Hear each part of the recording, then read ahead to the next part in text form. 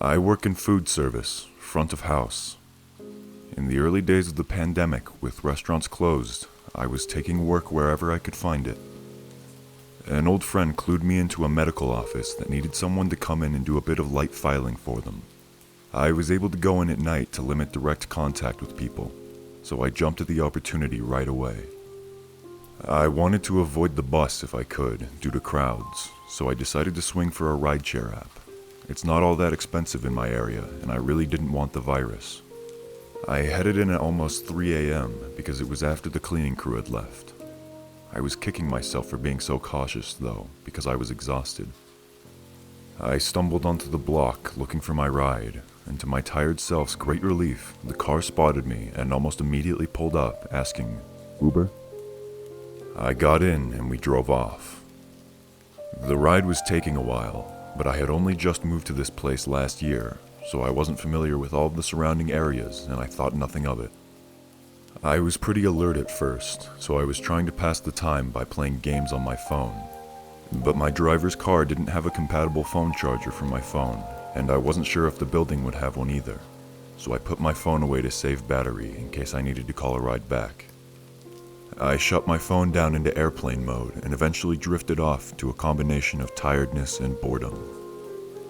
I don't often take rideshare, so being alone with a strange driver often put me a bit on edge, but this guy had a pretty boring car and a very standard look about him. He looked a little like my brother, even. Young, clean-kept, listening to jazz. Nothing that screamed, "You need to micromanage this trip." When we arrived, the driver tried to wake me up, calling me from the front, but I was in too deep of a sleep and couldn't fully distinguish it from my dream. Finally, he awkwardly jimmied my leg to wake me up, saying, Ma'am, we're here now." I was embarrassed that I'd been out for that long, so I just gave a hurried, "Thanks," and booked it out of the car and into the building. As I looked around, I began to realize that nothing was what I had expected of an office park. I had seen a street view of the building when I first looked up the business, and it had appeared to be a strip mall plaza. The further I went, the more loudly alarm bells were ringing in my gut. The structure was semi-dilapidated, and it was pitch black dark past the entryway. I expected some lights to be off at nighttime, but not the whole building. I skittered across the concrete foundation, comprising what was left of the lobby area. I told myself they must be renovating, and followed signs for the stairs. After what felt like ages, but was likely just a few minutes, all I had passed was construction equipment, a couple locked doors, and some smashed windows. I was certain I was not going to find a medical office, and figured maybe I had just mixed up the address. I took out my phone to double check, but once I took it out of airplane mode, I could barely get a signal. I eventually confirmed in my texts that I had written down the correct address just by scrolling back, which didn't require service. Since I had only been inside for a few minutes at most, I figured I should try and get in touch with the driver, because if I entered the correct address, then it was only fair that he should continue my ride to the correct place, and save me the added fees of calling a second trip, considering this was all his mix-up. The app was taking forever to load with my slow service, but before I could get a cloud of reception, I heard a rustling sound in the lower level of the building. There was someone else in the building with me. I was on the top floor, and the only way out was the only stairway that I had taken up. I couldn't exit the building without encountering whoever was downstairs. In an abandoned building, in the latest hours of the night, I figured the chances were high that it was a person on drugs, and I had no desire to try slipping past a tweaker. Especially when it was late enough that they were probably on something, probably jumpy and on edge. I tried to get a text out to my group of friends with the address I was at and a request to call 911 and help me get away from the property, because I didn't feel safe walking in that neighborhood at night, and didn't have enough reception to call a new ride. But the message wasn't sending. The reception was too weak. I gave up on trying to get my phone to work and started checking for another stairwell, or even a window with balconies or dumpsters below it that it could be used to exit the second floor as a last resort, in the event that whoever was downstairs came upstairs. I scrambled over to a door with a stairs sign on it, but the stairs were completely dilapidated and it was essentially just a drop straight down to the first floor. At that point, the worst case scenario began to unfold. I heard whoever was downstairs begin making their way up the stairs. I thought fast. I figured based on my walk, the floor was basically just a giant loop. So I would have to wait for whoever this was to come up the stairs, wait for them to come all the way up, and then sprint the opposite direction of wherever they were going. I would have to try and get down the stairs and out of the building in time to make it to the road without encountering them. I wasn't anticipating being chased or anything, but I didn't want to piss off a druggie, or have a homeless person who might be living there think I had trespassed and become hostile towards them, or have any sort of interaction that could possibly occur at that hour in an abandoned industrial park. I held my breath for what felt like 5 minutes, but was likely closer to just 30 seconds. And then, the person appeared at the top of the stairs. To my great relief, it was just the Uber driver. I figured he had come back for me, realizing he had left me in the wrong spot. But then I realized there was no way for him to realize this had been the wrong address. My stomach lurched forward, and my blood chilled to slush. I made eye contact with him very briefly, and he was completely calm and composed, but breathing pretty heavily, and blocking the stairwell down. On a normal, rational day, as an outside observer, I could think of a dozen innocent reasons why he might have returned. But in the moment, standing across from him, I just knew in my gut this was someone with ill intent. I can't remember much more from the ensuing few minutes. I was operating solely on muscle memory. Through instinct, I dove through the second stairwell's opening and let myself fall down the drop. Thankfully, he hadn't seen where I had gone. I had too much adrenaline rushing through my veins at the time to know it, but I was plenty bruised, but nothing was completely broken. I scrambled up and threw myself against anything that seemed like it could be a door. It was too dark to tell, and I was disoriented from the fall. I wasn't in a calm enough mindset to think to use my phone flashlight. Plus, in hindsight, some part of me probably knew that it would call too much attention to my location. Just before I was able to reach the door, it flew open and a blinding light beamed straight through it and into my eyes. My first thought was that the Uber driver had brought someone with him. I stumbled backwards and tried to find something to hide behind.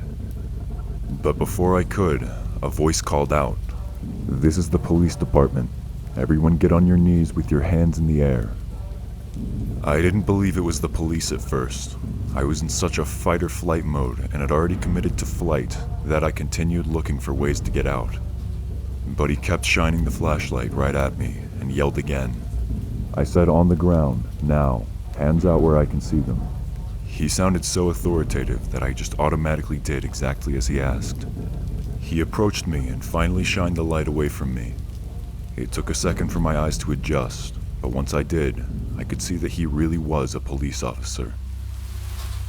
I tried to explain what was happening, but with what had just happened and my fear of the driver coming back, I was unable to form a single articulate sentence. My jumbled words first led him to believe that I was on something. He directed me out to his car, and once I was safely out of the building, I was able to start getting my bearings just a little. I sat on the edge of the back seat of the squad car, with the door facing out, while he stood across from me and asked me some questions. The first thing I could think to ask him was if my friends had called him there, but he explained that no, nobody had called him. He was just patrolling the area and noticed a car idling outside of this building that was known to be condemned. Nobody was supposed to be inside, and he said when they were, they weren't up to any good. I told him the whole story with the Uber and everything else. He looked around and the car wasn't there anymore. He guessed that the guy must have driven off while we were talking inside of the building. He asked me all the details I remembered, and I told him, but there weren't many. I had been too tired when the ride had started to track too much. But the officer told me I could pull up my Uber app and get all the information I needed. There wasn't really enough reception there, even outdoors, so we sped down the road to get to a place where I had more bars. When I got service again, I found that I had 4 missed notifications from Uber. They said, "Hello, I've arrived." The next one said, "I don't see you. Can you confirm the pickup address is correct?" The third one said, "I am flashing my hazards." And finally, "Unfortunately, your Uber driver had to cancel." At first, I thought the driver was so cunning as to pick me up while sending these fake messages and then canceling so the GPS wouldn't track us. But then I checked the car details on the app, and I checked again. It definitely was not the same driver. The person who'd driven me there was not my Uber. My real Uber had been somewhere else on the street while this guy pulled up to me. I feel very blessed to have survived this near miss. Suffice to say, I do not take rideshare services anymore. Always quadruple check your license plate and driver name. You just never know.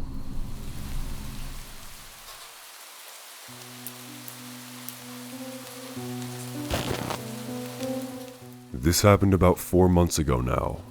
I was 19 years old and was going home from university after classes. I usually take my house keys with me, but around that time I had lost them, and my mom was yet to take me to get a new copy.